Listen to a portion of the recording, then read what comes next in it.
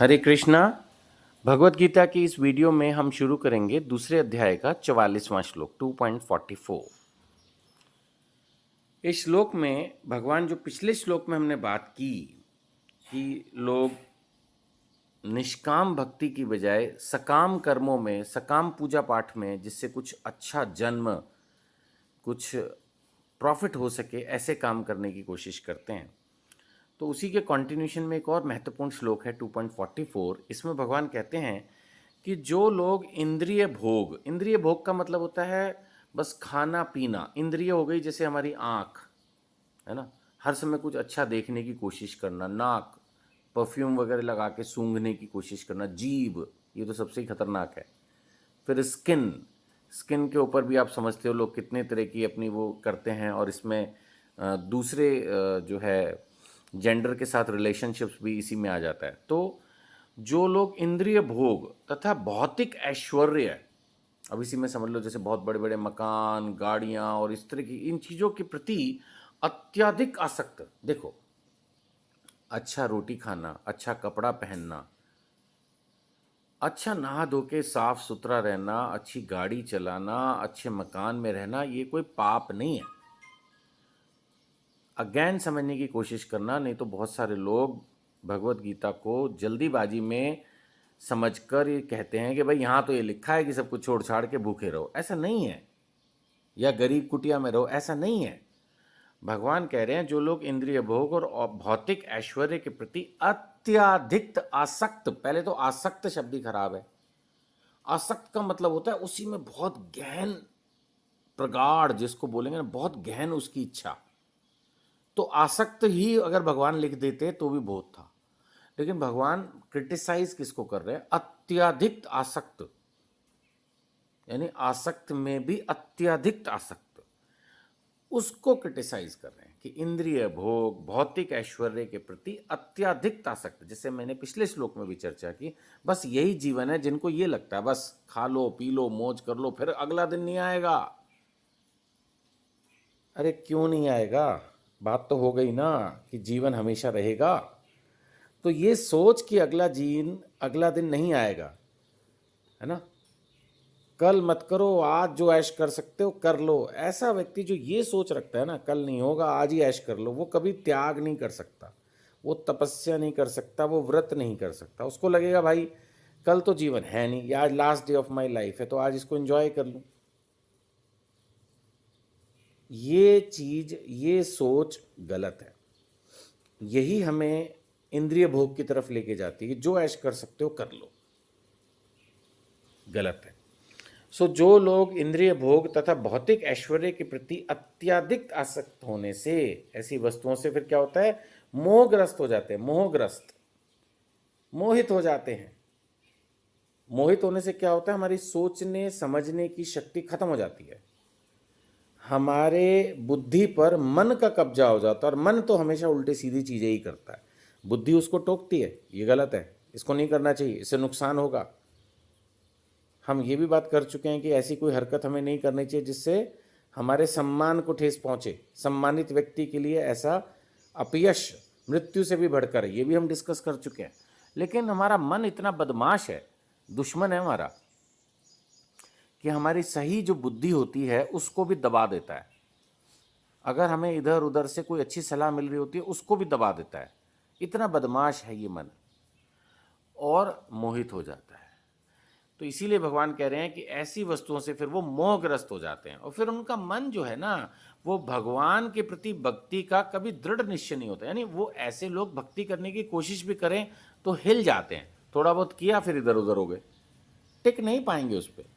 मन तो उनका इंद्रिय भोग में ही है, मन तो उनका भौतिक ऐश्वर्य में है, इन्हीं चीज़ों में फिर वो लग जाते हैं। फिर वो भगवान की भक्ति के प्रति जो दृढ़ निश्चय है, देखो भगवान कितने अच्छे शब्द यूज़ करते हैं। आसक्त से पहले अत्याधिक आसक्त की बात कर रहे हैं। इसी तरह से भक्ति के लिए सिर्फ निश्चय से काम नहीं चलेगा, भक्ति के लिए चाहिए दृढ़ निश्चय। वो कह रहे हैं भगवान, उनके मन में भगवान के प्रति भक्ति का दृढ़ निश्चय नहीं होता, क्योंकि इतने आराम से भक्ति नहीं होती। 45। अब भगवान बता रहे हैं कि वेदों में मुख्यतः प्रकृति के 3 गुणों का वर्णन हुआ है। प्रकृति के 3 गुण हैं, सत्वगुण, रजोगुण और तमोगुण। अब भगवान अर्जुन को कह रहे हैं सतोगुण कौन होता है? सतोगुण होता है बिल्कुल शांत भाव का व्यक्ति, ऐसे समझ लो, जो सदा सच बोलता है, किसी का बुरा नहीं करता, शांत भाव का व्यक्ति। फिलहाल इतना ब्रीफ में समझ लो, वो सतोगुणी हो गया। और प्रकृति का भी ये गुण सतोगुणी गुण है। रजोगुण क्या हो गया? जैसे माना कोई बहुत पैशनेट, इस काम को जरूर करना है, किसी भी चीज़ में जरूर से ज़्यादा ताकत लगाना, हासिल करने की कोशिश करना, एक्स्ट्रॉर्डनरी एफर्ट करना, एग्रेशन। और तमोगुणी हो गया नेगेटिव आदमी, जो मान लेते हैं दारू पीता है, दुनिया भर की उसमें बुरी आदतें हैं, आलसी एक नंबर का, झगड़ालू, बदतमीज, ये तामसी हो गया। तो भगवान क्या कह रहे हैं कि हे अर्जुन, इन तीनों गुणों से ऊपर उठो। बहुत सारे लोग कहते हैं सर सतोगुण तो बेस्ट है। जहाँ कहीं भी भगवत गीता में सतोगुण की एक्सप्लेनेशन आएगी आपको लगेगा वाह, इससे अच्छा क्या हो सकता है। देखिए, हो सकता है उससे अच्छा है भक्त बनना। एक्चुअली भक्ति शुद्ध सतोगुण है। इसके बारे में भगवत गीता में इन 3 गुणों के बारे में बार बार आएगा, अगले चैप्टर्स में भी आएगा, तब और चर्चा करेंगे। अभी इसको ऐसे समझ लो कि आज की तारीख में, मैं अपनी बात भी करूं, हम तामसी गुण में और रजोगुण में ज़्यादा हैं। या तो हम आलसी झगड़ालू टाइप हैं, या फिर हम बहुत पैशनेट हैं, हमें बस हर समय लगता है कि हम किसी तरह से धन और स्त्री को पालें, पोजीशन को पालें, पावर को पालें। ये रजोगुणी व्यक्ति है। सतोगुणी व्यक्ति जो है शांत स्वभाव, जैसे मैंने कहा, आराम से जीवन जीना, संतोषी जीवन जीना, है ना, एक मृदु व्यवहार रखना, नियमित साधारण खाना खाना, टाइम से सोना, टाइम से जागना, ये सतोगुणी व्यक्ति है। अभी इससे भी ऊपर जाके हमें निष्काम भाव से भगवान की भक्ति करनी है, वो है शुद्ध सतोगुण। इसीलिए यहाँ पर भगवान ने कहा है, वेदों में 3 गुणों का वर्णन हुआ है, अर्जुन आप इन तीनों से ऊपर उठो, यानी सत्वगुण से भी धीरे धीरे और अपग्रेड करो अपने आप। समस्त द्वैत और लाभ तथा सुरक्षा की सारी चिंताओं से मुक्त होकर आत्मपरायण बनो। ये लाइन थोड़ा समझने के लिए है, डिस्कस करने के लिए है। समस्त द्वैत, द्वैत क्या होता है? द्वैत होता है द्वंद्व, जहाँ 2 हिस्से हैं किसी भी चीज़ के। जैसे सुख है तो दुख है, इसी को अगर हम पकड़ के समझ लें तो वो ये कह रहे हैं कि बहुत ज़्यादा सुख में सुखी ना हो, दुख में दुखी ना हो।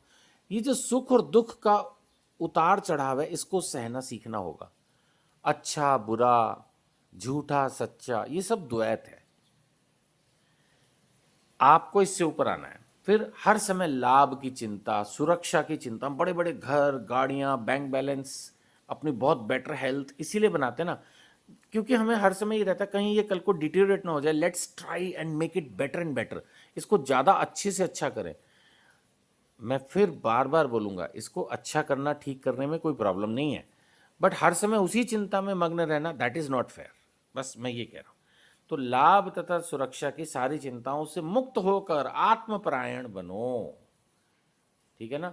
आत्मपरायण का मतलब क्या हो गया? अपनी आत्मा में स्थित हो। आत्मा में स्थित का क्या मतलब हो गया? बेसिकली कि भगवान की भक्ति में लगो। इन ब्रीफ मैंने सीधा टू द पॉइंट इसका आंसर बता दिया। आत्मपरायण। अब मैं कहूँ आत्मा में स्थित रहो तो क्या फायदा उस बात का? उसका अल्टीमेटली जिस भगवान ने हमें बनाया है उसके बारे में सोचो, उसने हमें क्या जीवन का लक्ष्य दिया है उसके बारे में सोचो और उसी दिशा में कुछ काम करो। That is the perfection of life.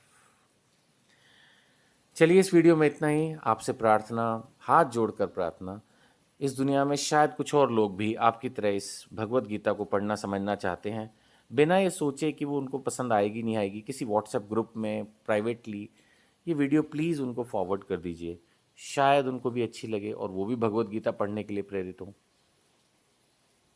विनम्र निवेदन है आपसे, प्लीज़ फॉरवर्ड करें। हरे कृष्णा।